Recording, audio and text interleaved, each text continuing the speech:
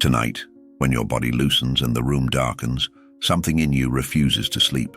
Your pulse slows, your muscles soften, the day dissolves, and yet awareness lingers like a candle that won't go out. You have felt this before. The weightless lift right before you drop into sleep.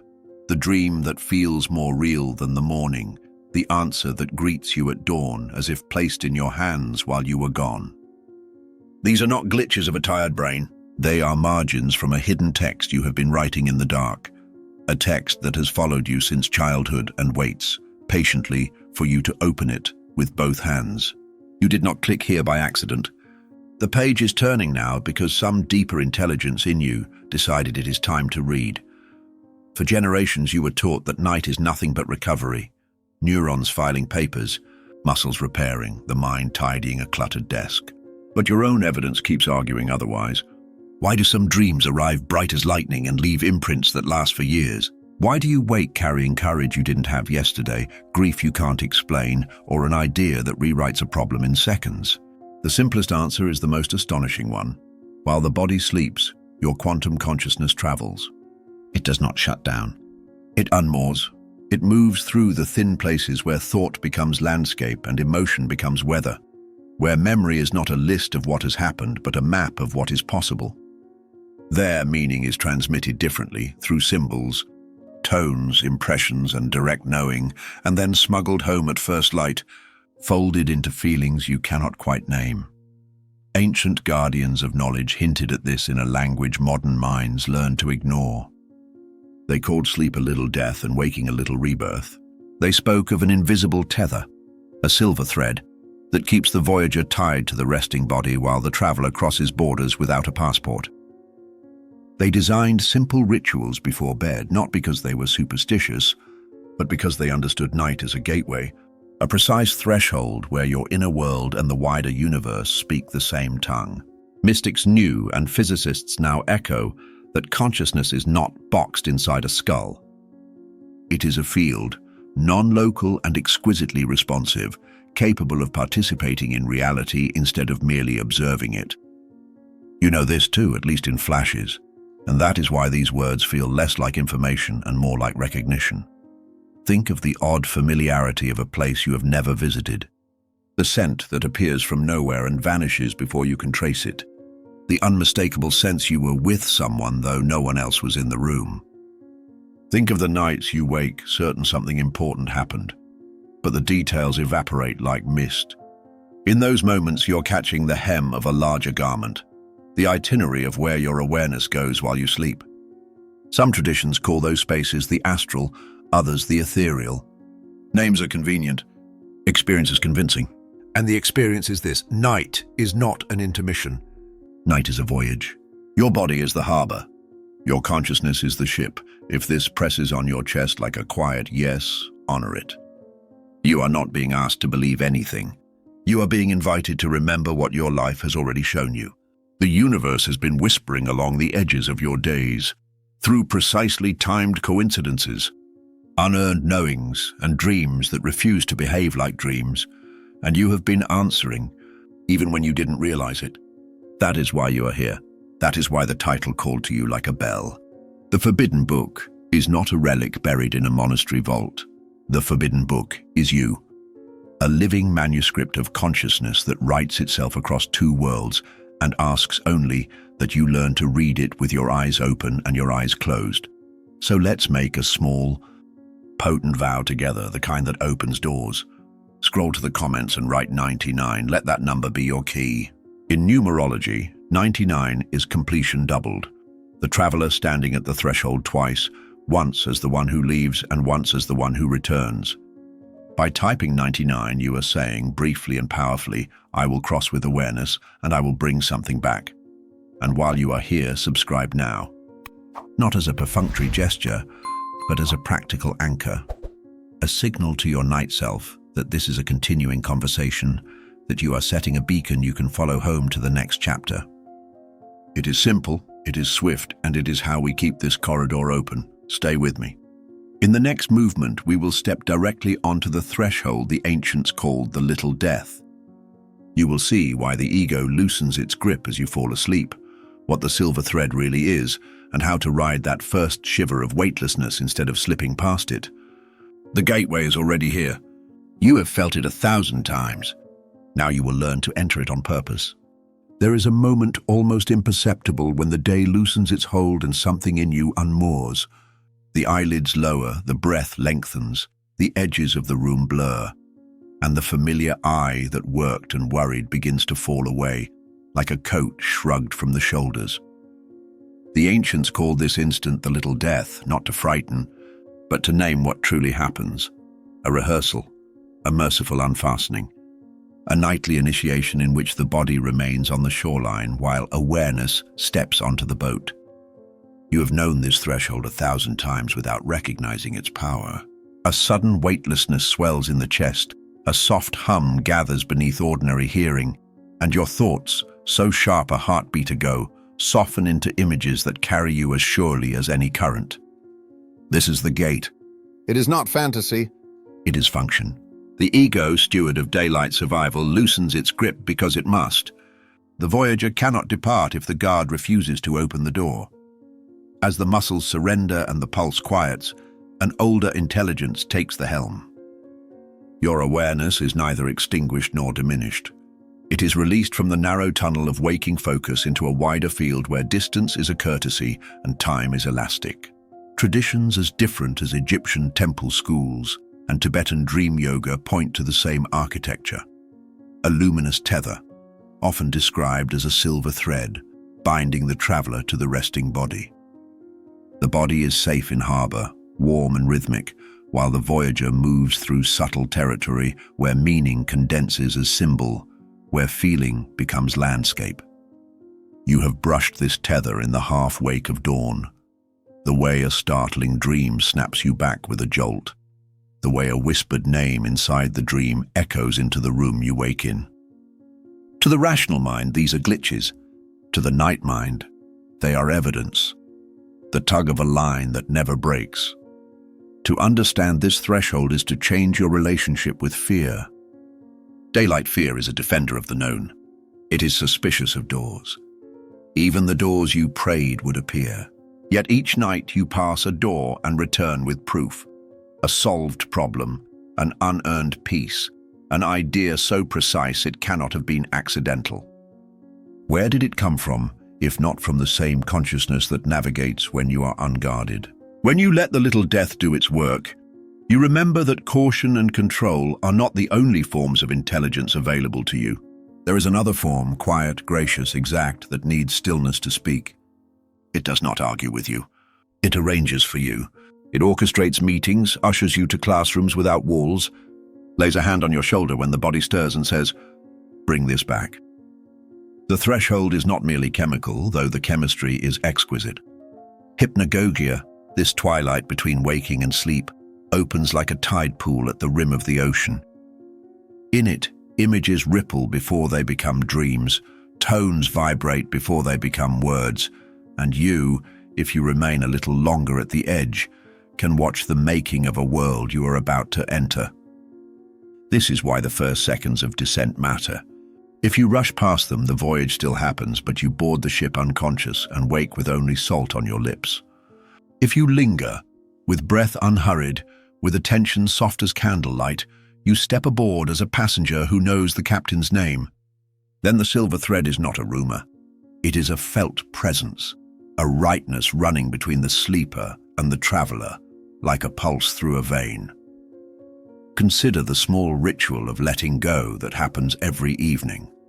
Keys placed down, screens dimmed, light softened, a final sip of water taken as if to bless the journey. This repetition is not trivial. It is choreography. The body learns the cue, and on cue begins the descent. But there is a deeper choreography available when you honor the gate itself. The moment your thoughts begin to blur, allow them to blur without chasing them. When the first impossible image arrives, a staircase that is also a river, a room filled with the scent of someone you love, do not interrogate it. Receive it. When the hum begins, a vibration at the base of the skull or in the bones of the ear, do not startle, attune. Awareness folds outward like the wing of a bird, and the familiar I becomes a witness seated farther back than usual, calm, curious, and oddly spacious. You have not vanished. You have widened. Why does this matter beyond poetry? Because the way you cross determines what you can carry home. The little death loosens the knots that keep you small.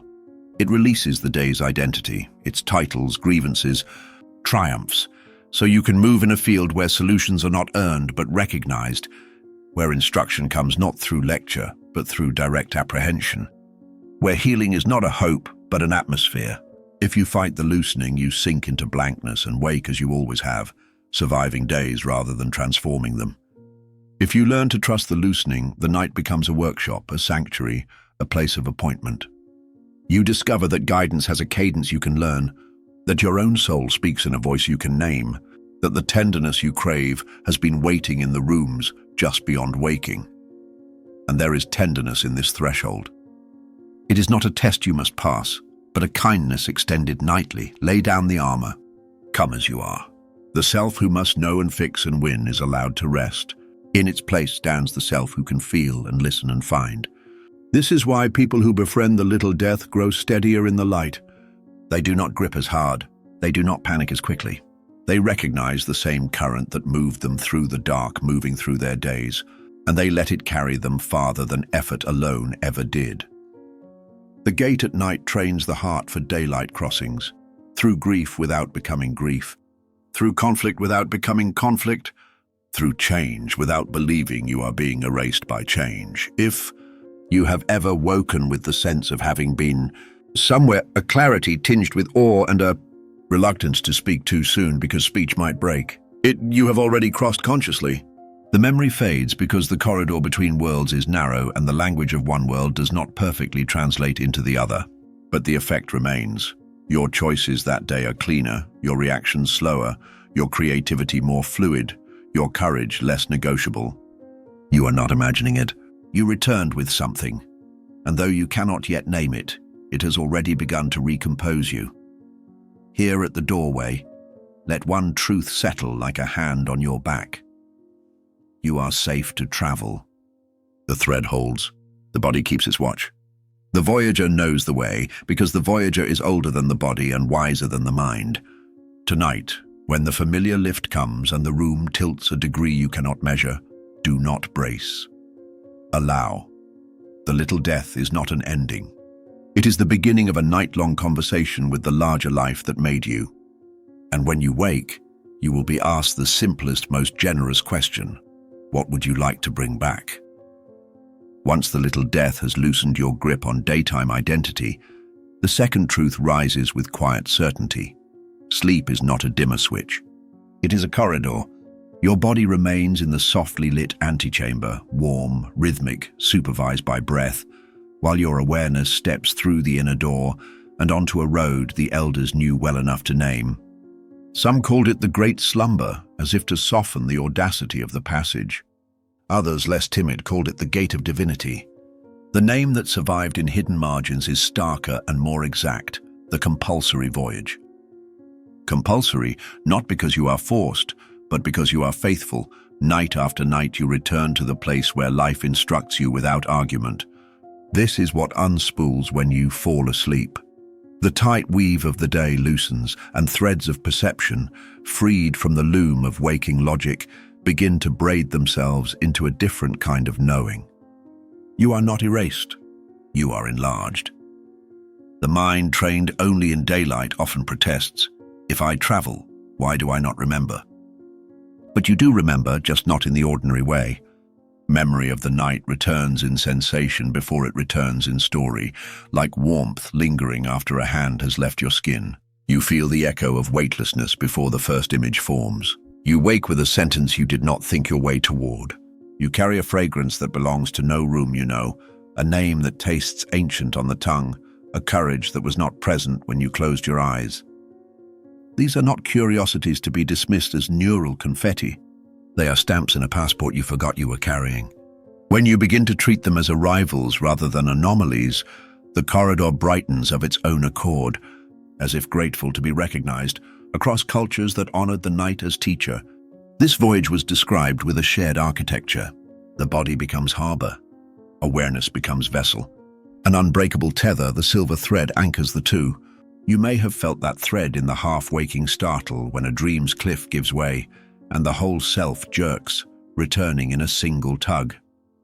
You may have felt it in the early morning pause when your name is spoken inside the dream and somehow answered in your throat.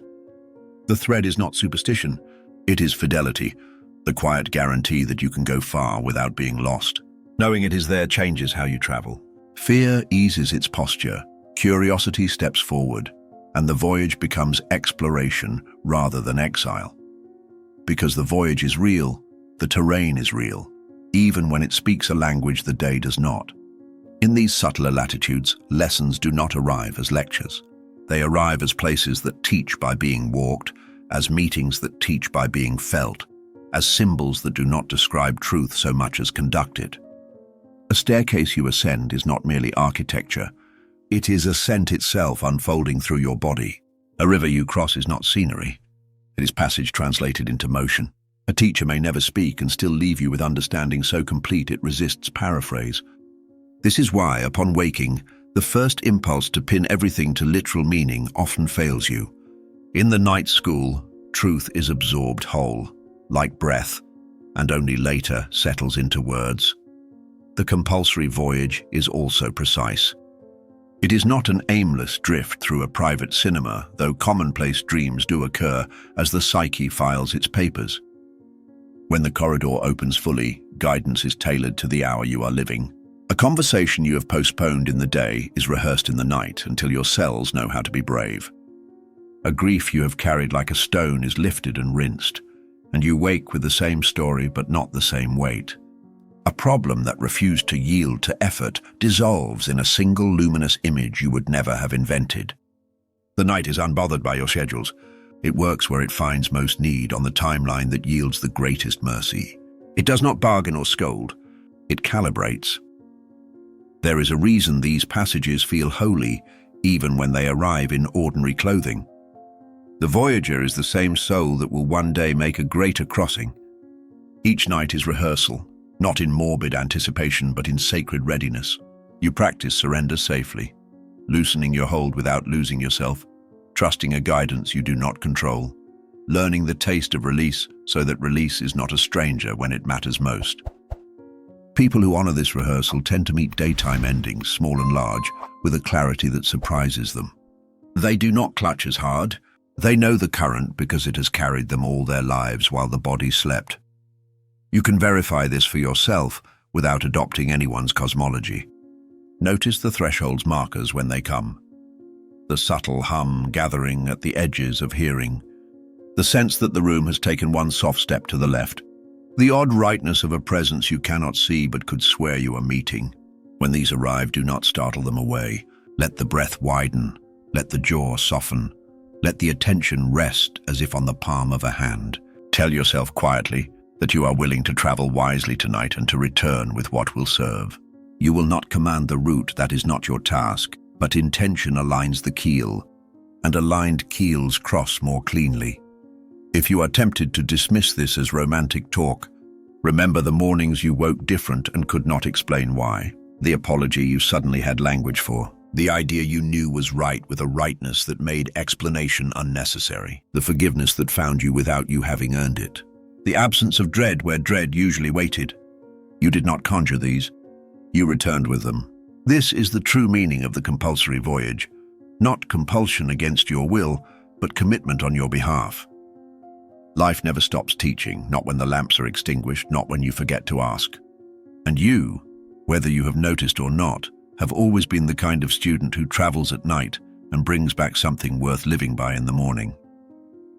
There is an hour the modern world has forgotten, a quiet seam sewn between two pieces of sleep where the fabric of reality thins and your awareness can pass through without friction. Our ancestors knew this interval not as a problem to be fixed, but as a sanctuary to be entered. The watch between first sleep and second sleep. In those blue hours, lamps were lit softly, prayers were whispered without hurry, letters were written, and bodies stayed warm while souls moved freely. What they intuited and what you can verify is that waking gently in the middle of the night does not interrupt rest. It creates a chamber inside it. The brain still hums in slow waves, the body remains heavy and safe, and yet the mind's door is ajar. Step through it with respect, and you will find yourself in a corridor of heightened receptivity, where guidance arrives before language, where symbols feel like hands, and where decisions are rehearsed so thoroughly that daylight finds you already brave. If you have ever awakened at 2 or 3 a.m. and felt an unnamed presence of clarity, an idea fully formed, a forgiveness already chosen, a sentence that seemed to write itself, you have brushed the hem of this practice. The trick is not to bolt from bed and flood your senses with light and noise, nor to scold yourself back to sleep as if you had broken something. Instead, honor the interruption as invitation. Remain still. Let your breath become wide and unhurried. Allow your attention to rest in the warm outline of your body, while a quieter part of you listens just beyond the body's edge. You are not trying to force a vision nor to bargain for an experience. You are consenting to meet what is already approaching, the tale of a dream still flickering at the edge of recall, the impression of footsteps on a staircase you climbed elsewhere, the distinct feeling that someone kind has just left the room and will return if you keep the doorway open. In this interval, memory is like a tide that turns slowly. If you rush toward it, it recedes. If you stand calmly at the waterline, it rises and places gifts at your feet. The images may come as fragments at first, a color you cannot name, a word that tastes metallic and meaningful, a scene from a city you have never visited but somehow know. Resist the reflex to declare them nonsense. Treat them as stamps from your night's passport and more will arrive. If a thought or image lands with the weight of truth, follow its thread inward. Often you will find it is not a thought at all, but a whole instruction compressed into a symbol. A bridge that is not architecture but passage, a locked door that is not an obstacle but a vow you have not yet made, a river that, once crossed, leaves the body strangely lighter even before you fall back to sleep. The midnight intermission is also practical in a way that flatters no superstition. When you welcome this seam of consciousness, recall thickens. The dream that would have dissolved by dawn begins to anchor itself in your language, and the wisdom you brought back wears a shape you can carry through the day. This is not a stunt or an austere regimen. It is a way of cooperating with how you are built. Some nights the interval will be tender and wordless. Other nights it will be busy with instruction. Some nights it will simply be a quiet keeping of company with your own soul. All are holy. The more you meet this hour without panic or performance, the more the body learns it is safe to let the mind brighten while the muscles remain untroubled. The balance is exquisite, the harbor holds, the vessel sails. If you are willing, make a small agreement with yourself now that costs nothing and changes everything. When that natural waking comes, tonight or any night, you will choose presence over agitation. You will keep the room dim, keep the breath soft, and let the silence grow roots. You will set a simple inner direction before you return to sleep, not as a command, but as consent. Show me what will serve. Help me remember what I already know. Let me bring back what I can use to bless the day. You will be surprised how quickly your nights begin to answer in the language of images that ring like bells when you touch them. What you fetch from this hour will feel less like content and more like calibration. And because the night instructed you in your native tongue, daylight will no longer argue. You will simply move differently, speak more cleanly. Choose what is yours without the old tremor in the hand. Before you let this topic settle, seal your intention with a simple act of coherence. Drop the word midnight in the comments. Let it be a vow between you and the hour that waits for you, a quiet signal to your own awareness that you will meet at the seam and return with what matters. If the midnight intermission is a doorway, then what waits beyond it is seldom an empty hallway. There is movement there, quiet, intelligent, purposeful, and if you listen with the kind of softness usually reserved for lullabies and last goodbyes, you will sense it before you see it. Some nights it arrives as the unmistakable feeling that someone kind has taken a seat at the edge of your bed. Other nights it wears the scent of a place you have never been and somehow miss. Sometimes it is a sentence that floats to the surface fully formed and refuses to sink. Call them what you will, guides, teachers, beloved dead, elders of light. The names are less important than the function. They come because your soul asked to learn, and sleep gives you a classroom without walls. These meetings rarely announce themselves with fanfare. They hide inside ordinary-seeming dreams the way a message hides inside a folded letter.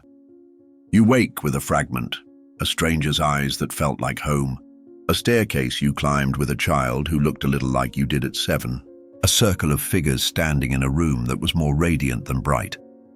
You try briefly to tell yourself it was nothing, but the body refuses the lie. Your chest is looser, as if something has been forgiven. Your jaw is softer, as if some argument ended. Your hands tingle with the exact courage you needed and could not manufacture yesterday. This is their signature. They do not argue you into growth. They tune you to it, and the day discovers you already changed. There is a precision to what arrives. A departed grandmother, quiet and practical, appears not to haunt but to hand you back a trait you mislaid, her way of blessing without words. A mentor you have never met in waking life teaches by placing a symbol in your palm that at first feels like a riddle, and then, hours later, becomes a decision made with sudden ease.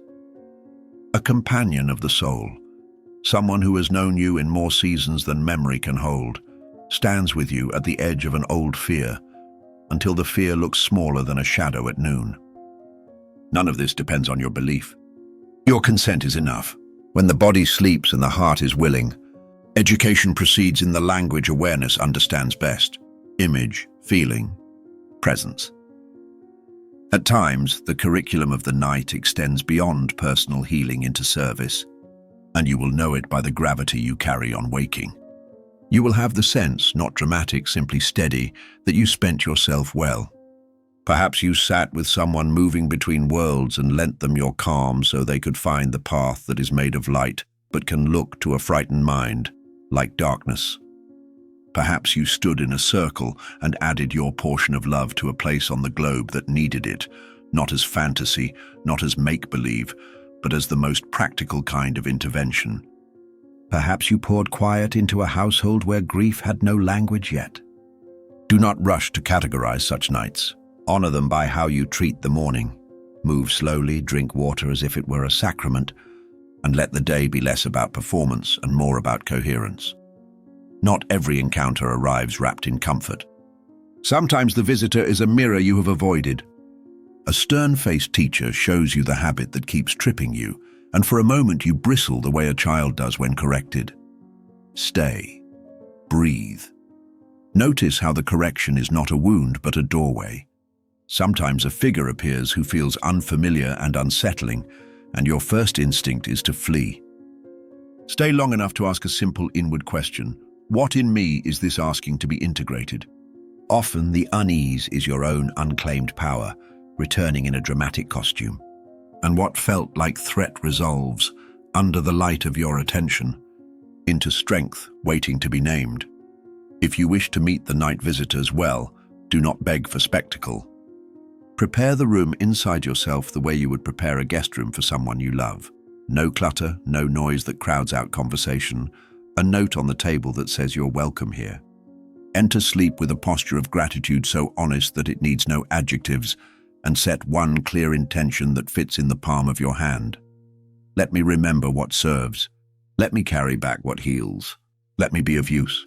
When you wake, whether in the blue seam between sleeps or at dawn, receive whatever remains, a phrase, an image, a warmth in the chest that feels like recognition.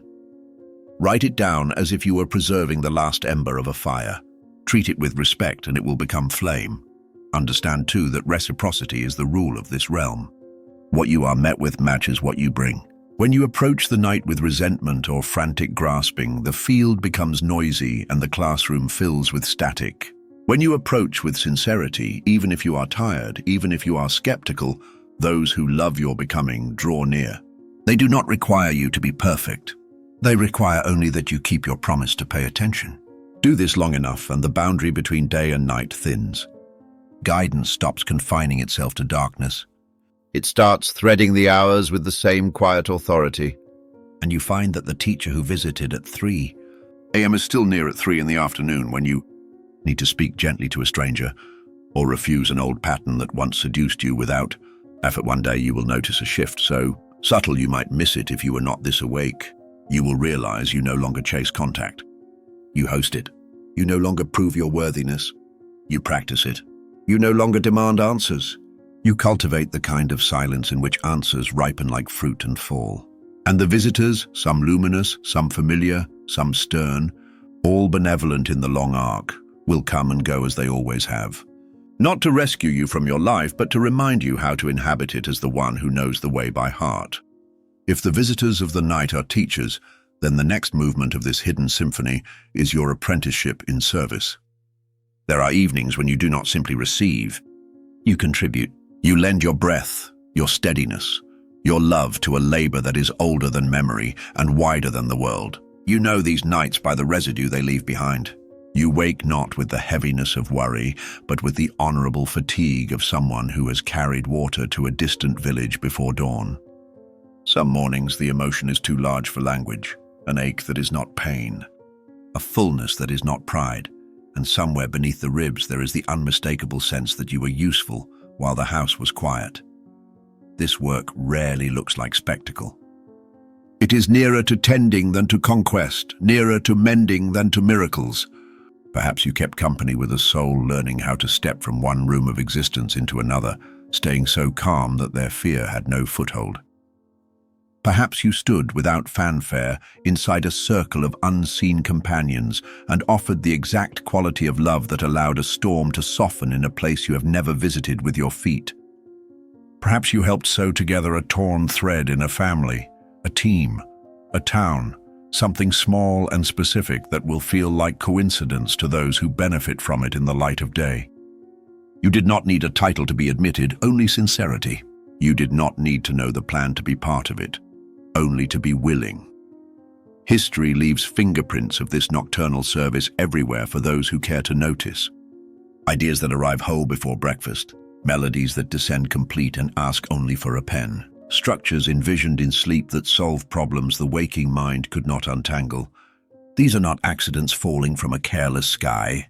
They are dividends of a larger intelligence delivered through the night to those whose hearts are open enough to carry them and hands steady enough to anchor them here.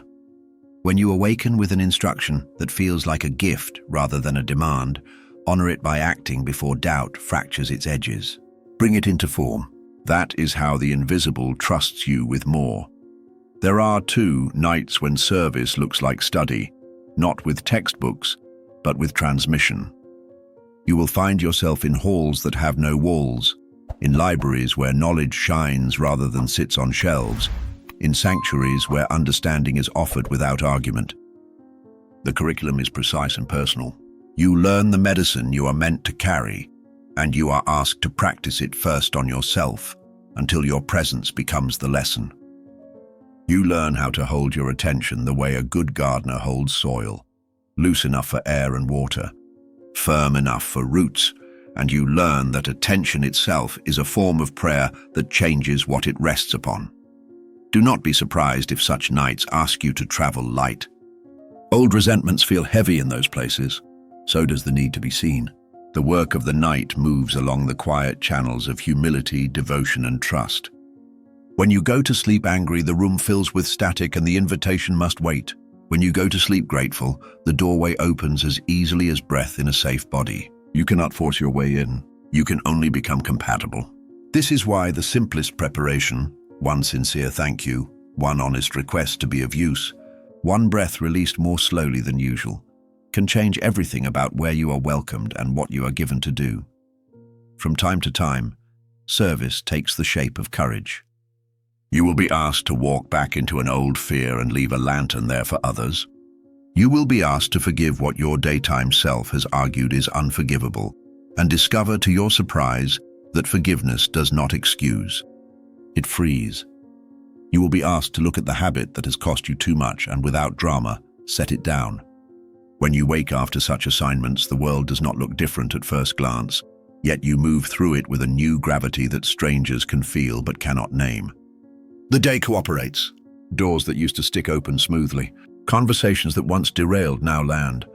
This is what alignment looks like when the soul has worked through the night. Perhaps you wonder how to know whether you have truly served or simply dreamed. The mind reaches for proof, and the night offers something kinder, coherence.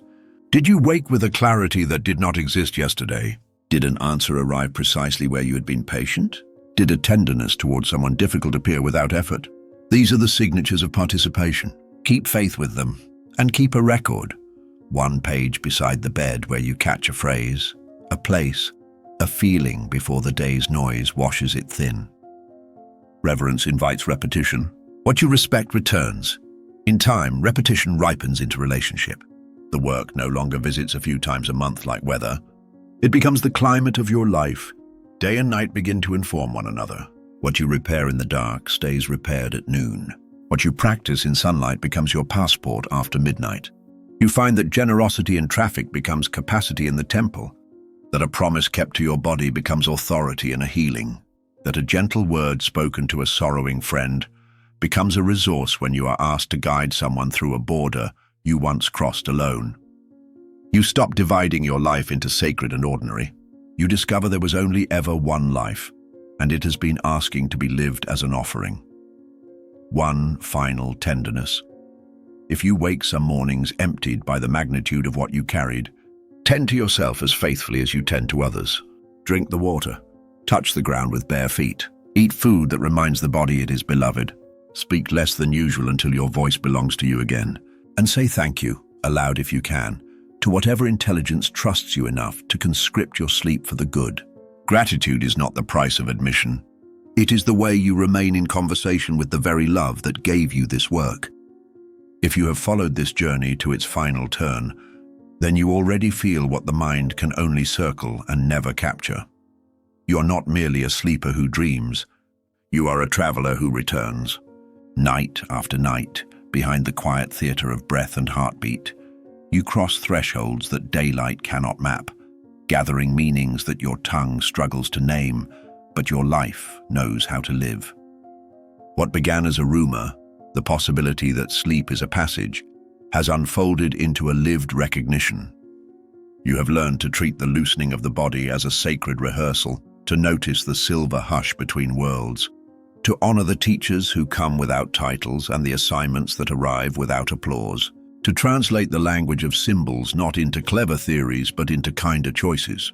And if you have noticed even one detail more than before, the way gratitude softens the corridor, the way a simple intention makes the night more transparent, the way a remembered image steadies your day, then the forbidden book has already opened to your page. The most subversive truth of this entire teaching is also the simplest. The book was never hidden in a vault, or buried in a desert, or guarded by a distant order of priests. It has always been inside the beating sanctuary of your own awareness, written in light and revised by love. You did not need permission to read it. You needed only to become compatible with its frequency, less defended, more honest, quieter in your wanting, steadier in your giving. And you have discovered how ordinary the doorway truly is. Not a summit, not a secret society, not a lifetime of austerity. A breath released more slowly than usual. A whisper of thanks when no one is listening. A promise made to yourself before sleep. To be unafraid of the helpful night and unashamed of the brightness that returns with you at dawn. From there, the rest unfolds the way a seed becomes a forest, without hurry, without spectacle, yet with an intelligence so exact that even detours become part of the map. Perhaps you worry that you will forget, that tomorrow's logistics will iron the magic flat, that the phone will ring and the errands will multiply and the day will ask you to be practical, as if practicality and wonder were opponents. They are not. The night does not replace the day. It reharmonizes it. What you collect in the dark is meant to be spent in the light, in how patiently you listen, in how cleanly you tell the truth, in how bravely you bless what used to terrify you. If you wake carrying the faint outline of a place with no walls, spend it by creating one moment with no walls in your kitchen, in your meeting, in your city. If you return with an unearned tenderness toward someone who has been difficult, spend it by letting your sentence be shorter, your silence be softer, your boundary be firm without anger. This is how you prove to the invisible that you are trustworthy with further instruction, by letting what you know at midnight become the way you move at noon. It is also possible that you will wake some mornings with the ache of useful work done elsewhere, a fatigue that coffee cannot fix because it is not meant to be fixed. Treat that ache as a medal pinned in a hidden ceremony. Rest when you can, and remember that service does not subtract from you. It circulates through you. You are a conduit, not a reservoir. The more generously you let meaning move, the more easily meaning returns. This is why devotion, small, steady, undramatic, outperforms every technique. Devotion shows the field that you will keep arriving even when the fireworks end, that you will keep returning to the page of your inner manuscript even when it offers only a single sentence, that you will keep laying down the soft bricks of attention until a temple appears where a habit once stood. If the mind still asks for a guarantee, offer it the only one this path can honestly give: coherence. Not perfection, not constant euphoria, not escape from the human weather. Coherence. The knitting together of what you believe and how you behave, of what you ask for at the threshold and what you embody once admitted. Coherence is the silent signature that opens rooms. It is the reason doors that used to stick now welcome you. The reason guidance arrives in time rather than in hindsight.